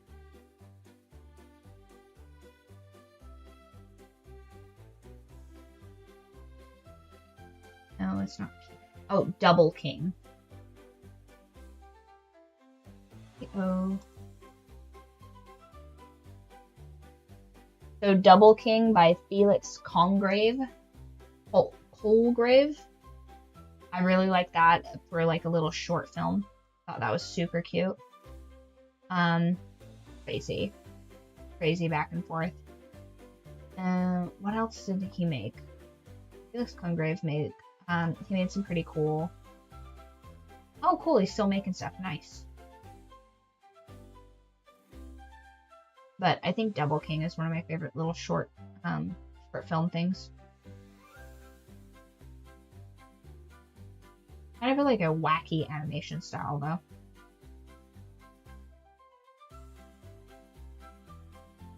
But yeah, we're gonna have to think of some cool Christmas movies and stuff to watch in the Discord. We're gonna have to see what seas we can sail to get those Christmas. Let's see some more.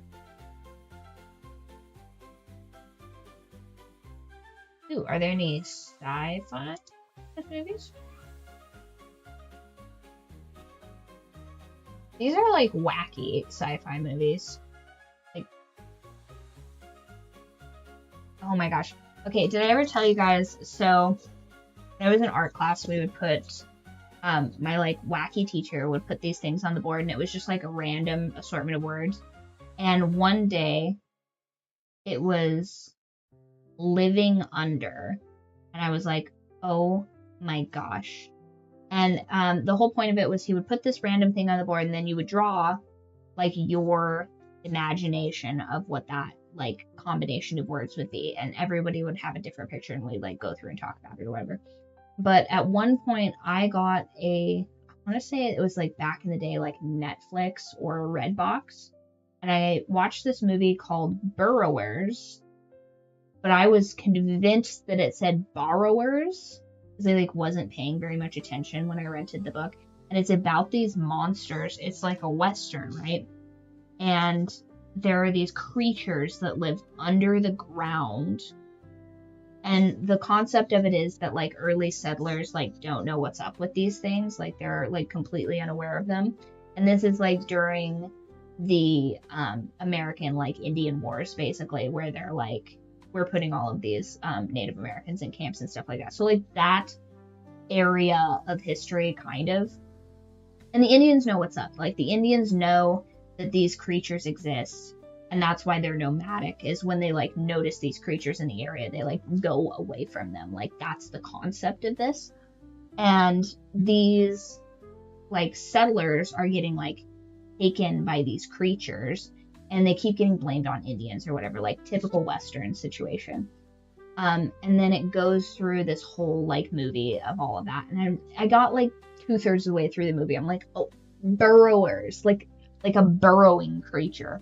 But the entire time I was like, borrowers, yeah, like they take you and they like return you like changed or like somehow. But I was like, why are they not returning the people? My friend's like, I'm sorry, what? And I'm like, yeah, they're borrowers. Like, when is the borrowing? Like, is this some sort of like pseudo-intellectual thing about like Indian giving or something? And she was like, why don't you read the title one more time? And I'm like looking at it, and I'm just like, that's my bad. That's my bad, you guys. I really liked, I did like The Village. I thought that was an interesting concept. Yeah, I'm like, maybe like an eensy bit dyslexic, so I'm just like staring at this thing, and I'm like, oh no. I've completely misjudged this movie, but it's still a pretty decent movie. Kind of long, though. But if you were wanting to watch something on like ×2 speed or something like that, it's kind of like a wacky horror movie, kind of. Not like intentionally, it's not like slapstick horror, but it's just like what do you mean we're not gonna like deal with this monster situation? Like, what? And the government's just like wholly unbothered about it. They're just like, yap, yap, yap, savage. Who cares what you're talking about? And it's like she's doing you such a solid right now by like telling you there's like a monster behind you, and you're just like, yap, yap, savage. Like back to your den. And it's like, okay, like she's literally trying to save your life right now, dude. And you're just like not listening to her, which is like kind of like ironically a little bit funny that it's like, you know, one of those silly like back in the day movies. Is we bring the good cheese for the new cultists? Yes, of course, bring the good cheese. I'm gonna have a nice Chevier. I've eaten all the Chevier. I'll have Chevier by the time we do Christmas movies. For Santa Jaws. See, this is the kind of thing I'm talking about. Like these like wacky creature feature movies that you get that are like B-list movies, but they like some of them are low-key pretty funny. Santa Jaws, like Sharknado is like a crazy concept. Christmas horror movie, The Fat Man.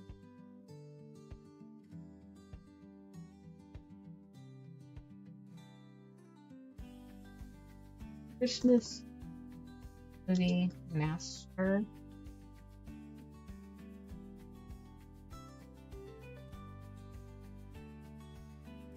Yeah, so of course, National Lampoon's Christmas is on here. I've seen the Santa Claus, Tim Allen. That one's like a decent concept.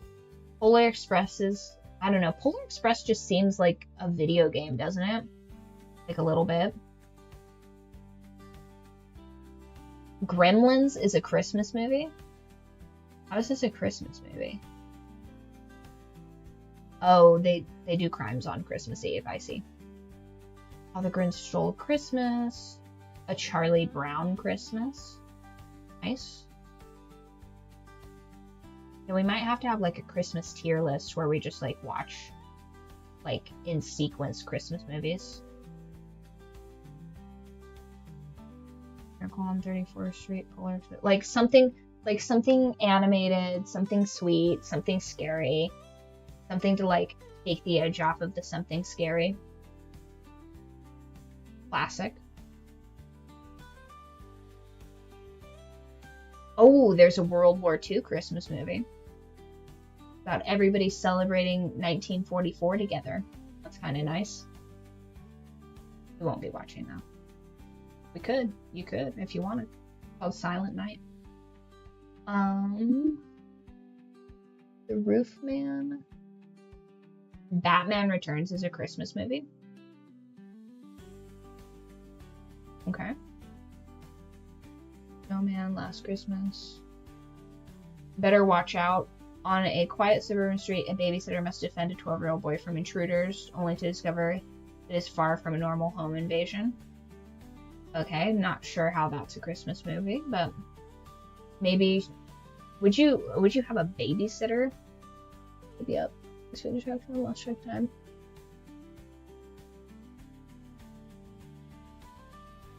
Oh, nice. Right. Better Watch Out is a wacky movie. Is that what you're talking about, Cryptid? Well, thanks for stopping in. Also, thank you for joining. We're, going to be here essentially indefinitely. I did start a cult, so that kind of behooves continuing a cult. Yeah, really. Never seen it. I'm going to put that on a list. Maybe not necessarily a Christmas movie, but I don't know, maybe. This. MBD. Yeah, let's put that on a list.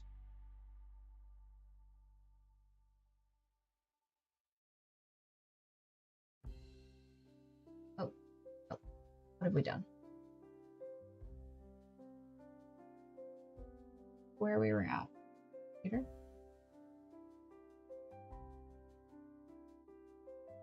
To 33.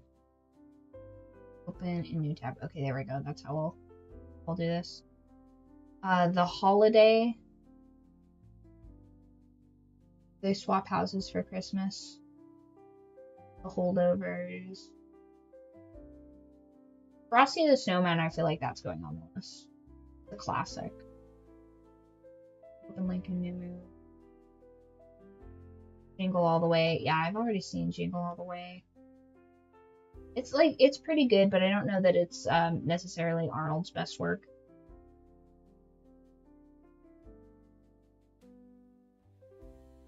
Violent Night. That one seems like kind of hokey. An elite team of mercenaries breaks into a compound. A disgruntled Santa Claus must take them out to save both hostages and the holiday. That seems like the Leprechaun version of Christmas.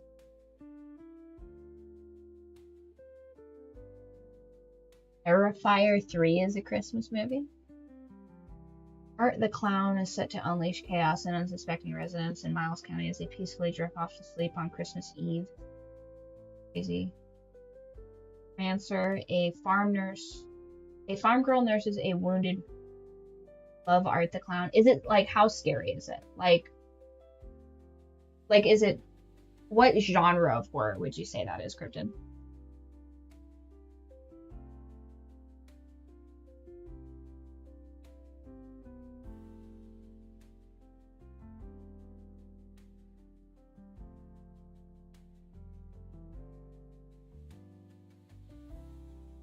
Silent Night is a hood movie. It's an action movie for Christmas. Really? This is a hood movie?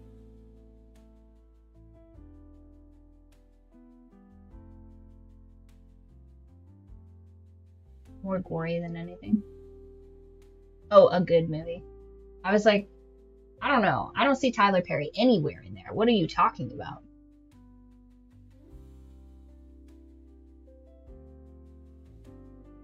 Barry, Harold, and Kumar. Christmas with the Cranks. I've seen that one. It's been ages though.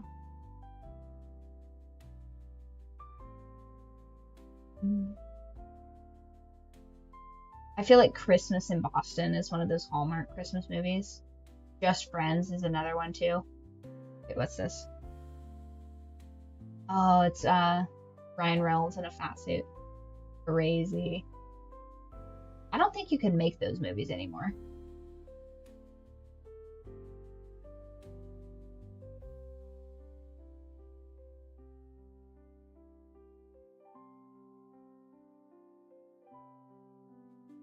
I wonder if Ryan Reynolds is like the Mariah Carey of like wacky movies. Like I wonder if that's where he's getting all his royalties from. 12 Dates of Christmas.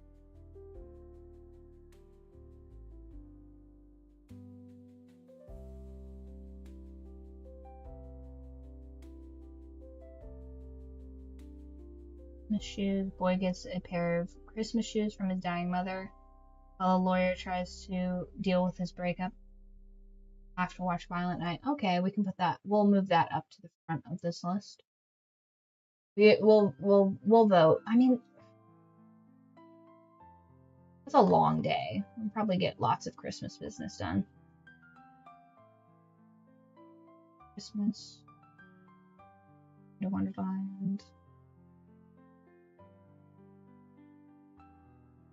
Alright, I'm gonna post this 100 list in the Discord, and then you guys write down your favorites, and then we'll have a poll. David Harper. Yeah, we'll have a poll for like the top 3 or whatever. We'll watch like maybe 3 Christmas movies and at a go. Like maybe all in one thing, or maybe like we'll watch one night and watch another on the other night, depending on how late it goes. Because like a 6-hour stream, we could potentially do like 2-ish Christmas movies, something like that. But I'm gonna hop off here just so we don't like tank our viewership. I don't know if we made it today, but we'll see. But worst case, we'll hit it on Monday. I'm not worried about it. We're like in the home stretch, you guys. We have like a whole, like, what's 30 from 13? We have like, I don't know, like 17-ish days or something like that to make this goal. But as always, I've been Riley Byrd, and I will see you guys on the next one. I'll be in the